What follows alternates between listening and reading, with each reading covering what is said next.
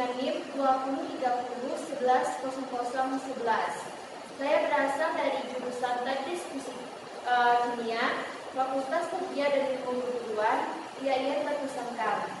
Baiklah, pada kesempatan video kali ini, pada pertemuan ke-9, saya akan membahas mengenai teori asam basa. Nah, pada teori asam basa ini, kita akan membahas beberapa cangkupan yang akan kita pelajari selanjutnya. Itu yang pertama, yaitu teori asam basa. Yang kedua, kita akan membahas perhitungan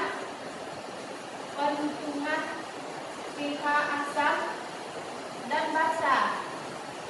Yang ketiga, kita akan membahas indikator asam dan basa.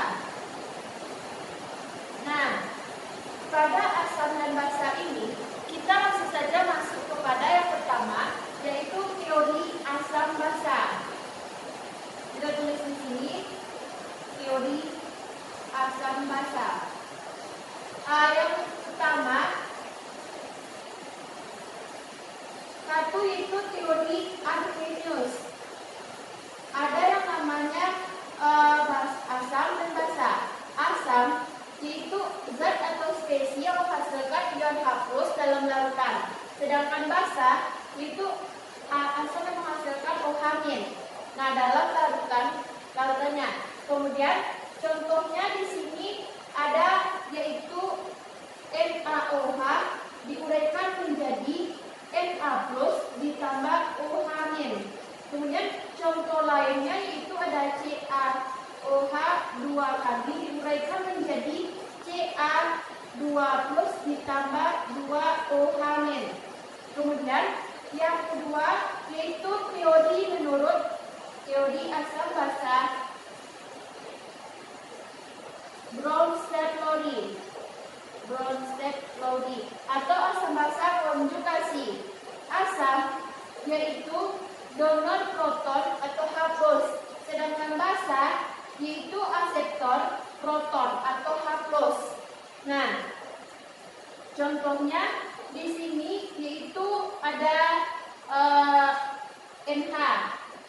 Nah, NH3 ini menjadi NH4+ dan NH2-. Nah, NH4+ ini disebut dengan asam dan NH2 ini disebut dengan basa. Kemudian teori yang ketiga asam basa yaitu asam basa Lewis. Nah, asam yaitu di sini aseptor PeB. PeB di sini artinya pasangan elektron bebas. Sedangkan basa yaitu donor PeB atau pasangan elektron bebas. Nah, itulah teori asam basa menurut basa Lewis. Contohnya di sini yaitu ada NH3 dan BF3. Nah, kita tulis struktur Lewisnya. N ini di sini adalah atom nusernya dan H ada 3, 1, 2, 3. H 1 elektron valensi, sedangkan N itu elektron valensinya di sini ada 5. 1, 2, 3, 4, 5. Nah, untuk BF3 ini B kita jadikan atom pusat, sedangkan B di sini ada 3 elektron valensinya, sedangkan F ada 7. 1, 2, 3, 4, 5, 6, 7. 1, 2, 3, 4, 5, 6, 7. 1, 2, 3, 4, 5, 6, 7. Nah, kita lihat pada NH3 ini dia memiliki PeB, sedangkan BF3 itu tidak memiliki PeB. Jadi NH3 ini itu dikatakan basa, sedangkan BF itu dikatakan asam. Nah, kesimpulannya pada struktur Lewis ini, jika memiliki BFB ini itu memiliki basa Lewis PeB. Kemudian yang kedua, yaitu perhitungan pH asam basa. Perhitungan pH asam dan basa.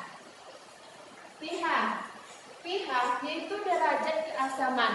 Pada suhu 25 derajat, ia bernilai 0, 7, 14. Nah, perkisaran di antara 0 sampai 7 disebut dengan asam, sedangkan 7 sampai 14 itu disebut dengan basa. Nah, semakin kecil pH, maka asam semakin kuat. Sedangkan semakin besar pH, basa akan semakin kuat. Kemudian pada asam ini dia juga memiliki dua jenis asam, yaitu asam kuat dan asam lemah. Pada asam kuat ini ia terionisasi sempurna, di mana contohnya di sini ada HCl diuraikan menjadi H+ ditambah Cl-.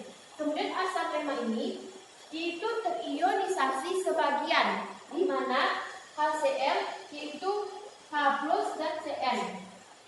Nah, kuat asam lemah dilihat dari jumlah H+-nya. Jika asamnya kuat lemah, itu jumlah H+-nya banyak. Sedangkan jumlah asam lemah itu H+-nya sedikit. Kemudian juga ada asam kuat dan asam lemah tersebut. Asam kuat ini contohnya di sini ada HCl, Hi, HBr, H2SO4, HCl, P4, CO3 dan HNO3. Kemudian asam lemah yaitu CH3 dan COOH, HCl dan H2CO3 dan lain-lain. Nah, untuk perbedaan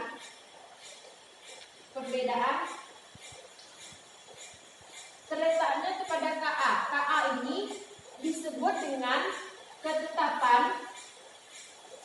ketetapan ionisasi asam.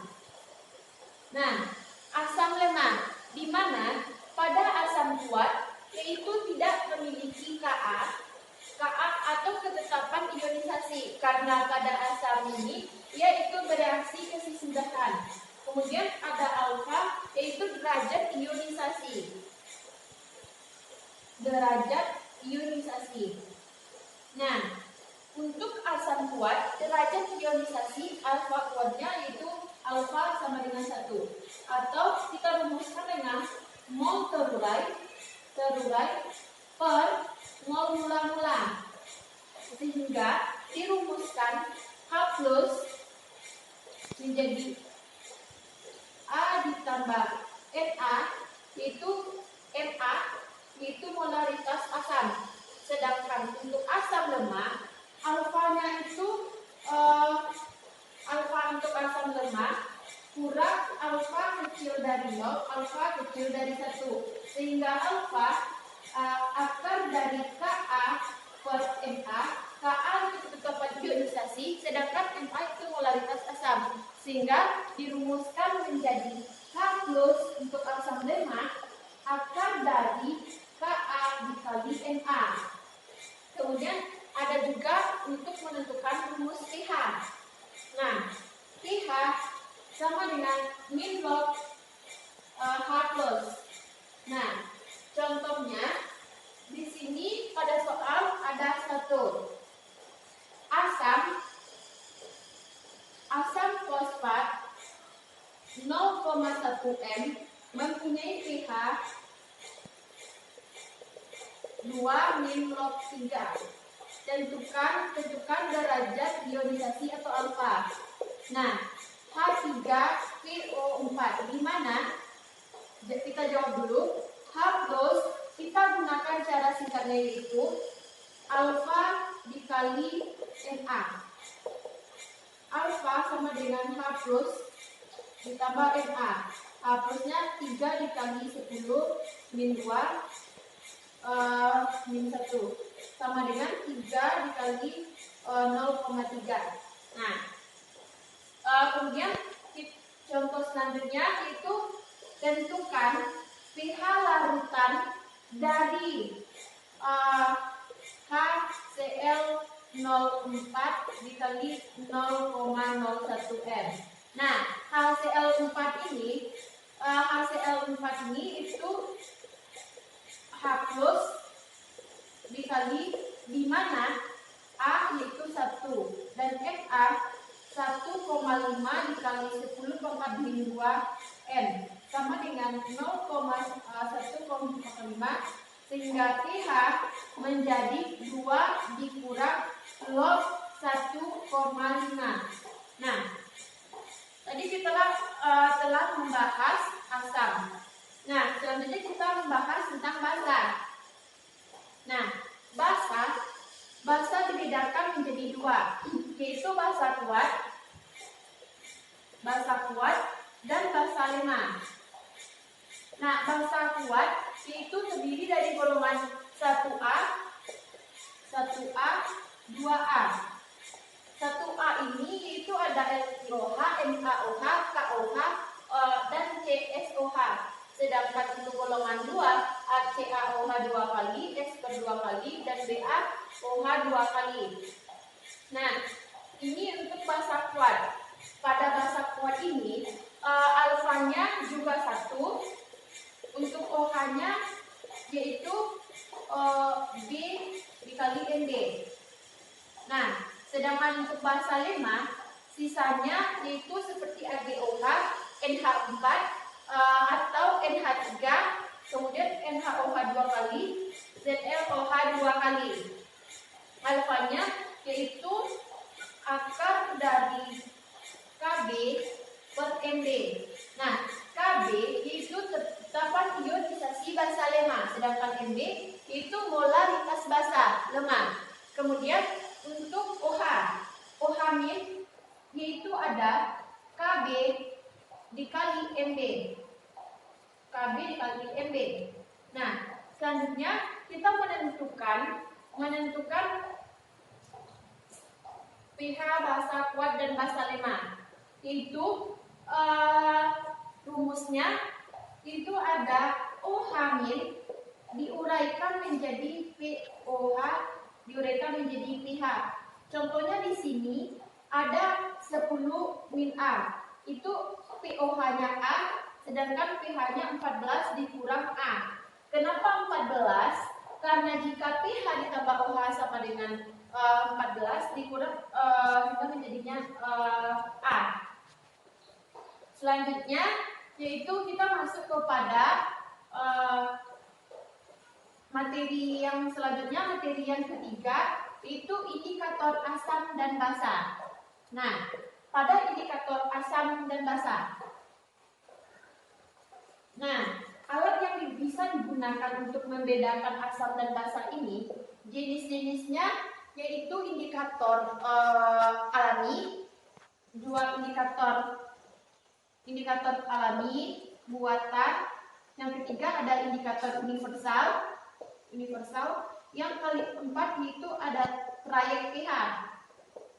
Nah, pada indikator alami ini itu seperti kunyit, kol ungu, kembang kertas. Indikator buat itu yaitu indikator lakmus merah dan biru. Nah, pada lakmus merah, pada lakmus asam itu tetap merah, netral tetap merah, dan basa akan tetap menjadi warna biru. Nah, kemudian pada lakmus biru, pada asam itu akan berubah menjadi merah, netral akan berubah jadi basah, dan netral akan tetap basah, tetap warna biru.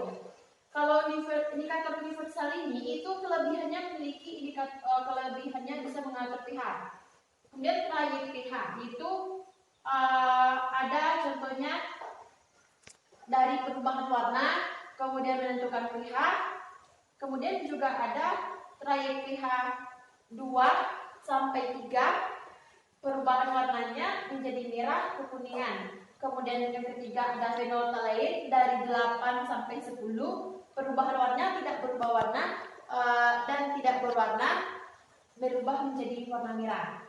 Nah, itulah mengenai video pembelajaran mengenai indikator asam dan basa. Jangan lupa subscribe akun YouTube Panivi Bella Putri. Sekian, terima kasih. Wassalamualaikum warahmatullahi wabarakatuh.